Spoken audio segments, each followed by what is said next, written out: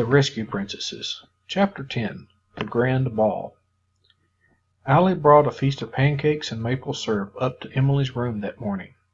The girls were absolutely exhausted. Spending the whole night saving deer was hard work, even for princesses.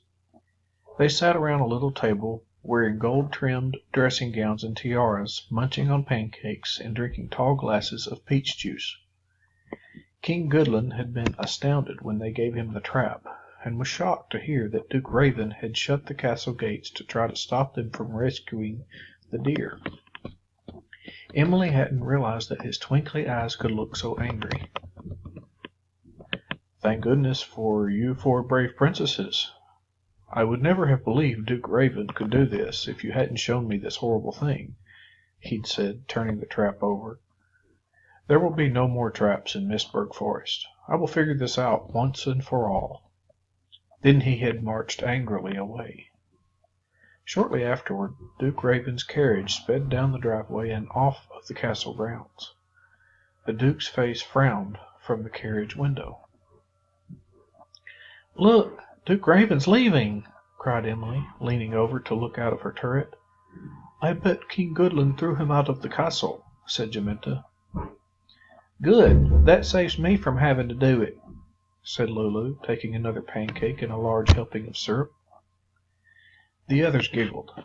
The rest of the morning was spent down at the shed, looking after the deer with the injured leg and finding vegetables for him from the kitchens. In the afternoon, a feeling of excitement swept through the castle as the decorations went up for the grand ball.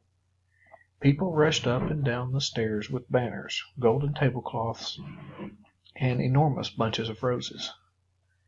Every dress was smoothed, every shoe was polished, and every ring, bracelet, and necklace rubbed until they sparkled.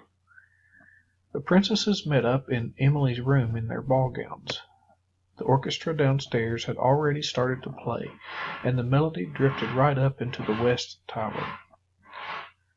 Emily checked her pink satin dress in the mirror. Then she put on her ruby necklace, a ruby ring, and her best tiara, which was shaped like golden leaves woven together. She turned to the others.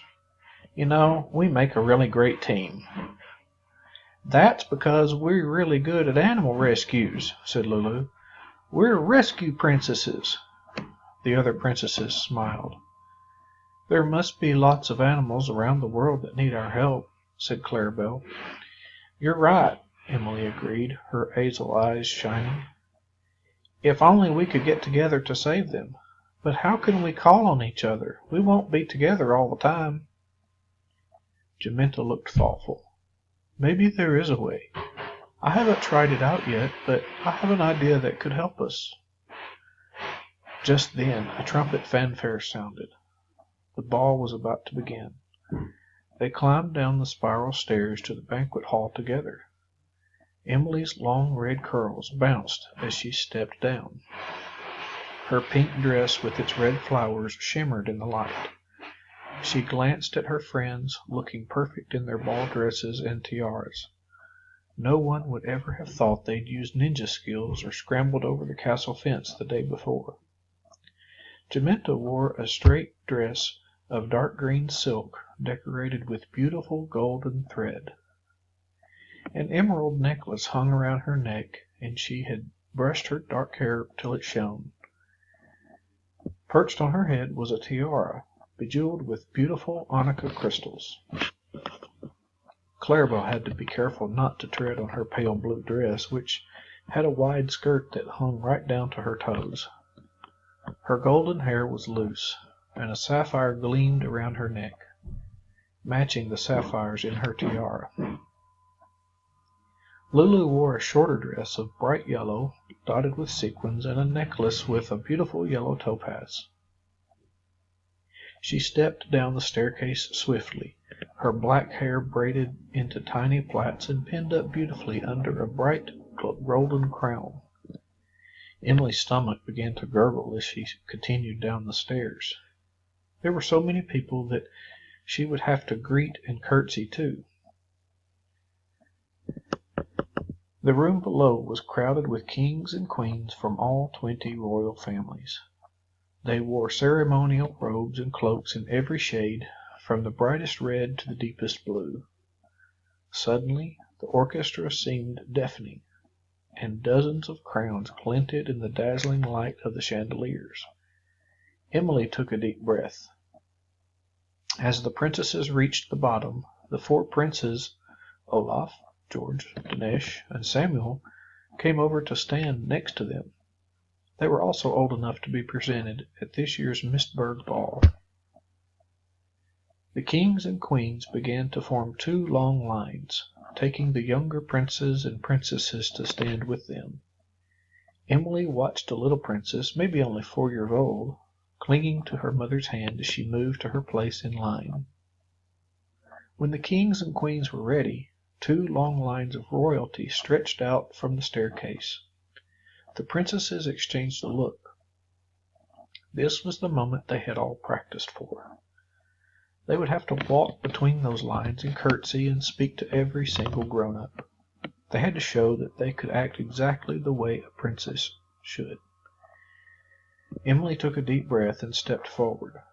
The first person in the line was a tall king with a beard. Emily curtsied. The king bowed. Emily's heart rose as she went down the line. Everyone was smiling, she realized. The very last person in the line was King Goodlin. When Emily curtsied, he took her hand. "Princes and princesses, kings and queens," he said loudly, "may I have your attention?" Everyone quieted. The other princesses came to stand next to Emily.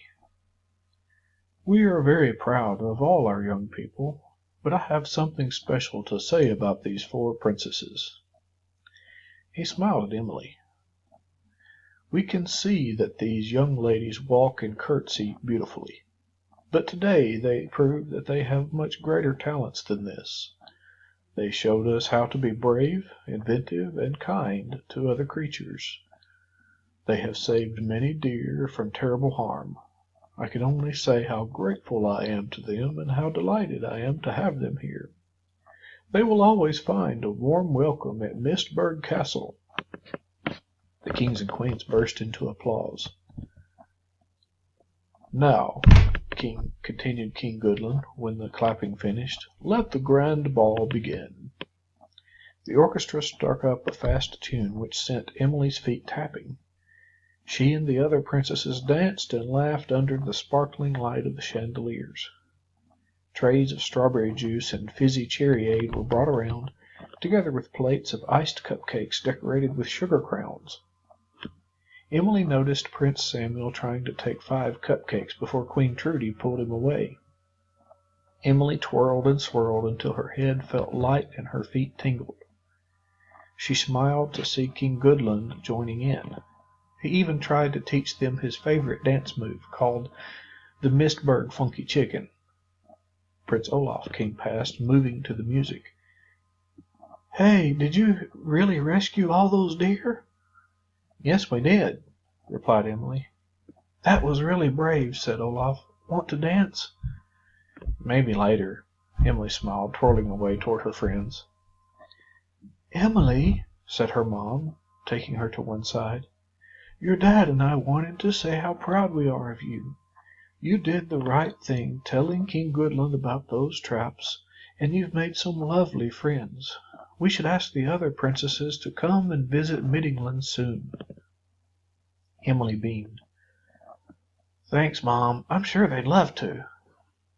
At last all the cherryade had been drunk, and Emily's feet grew tired. As she went to say good night, she saw Jamenta whispering to Lulu and Clarabelle. "What is it?" she asked. "Can I borrow your ring just for one night?" murmured Jamenta. "Of course," said Emily. Jamenta winked. "I'll show you why tomorrow. I want it to be a surprise." Emily took off the ruby ring with its jewel that shone like fire and gave it to her friend. She yawned. With a successful animal rescue and an exciting grand ball, this really had been the best day ever. That's the end of chapter 10, girls. I love you.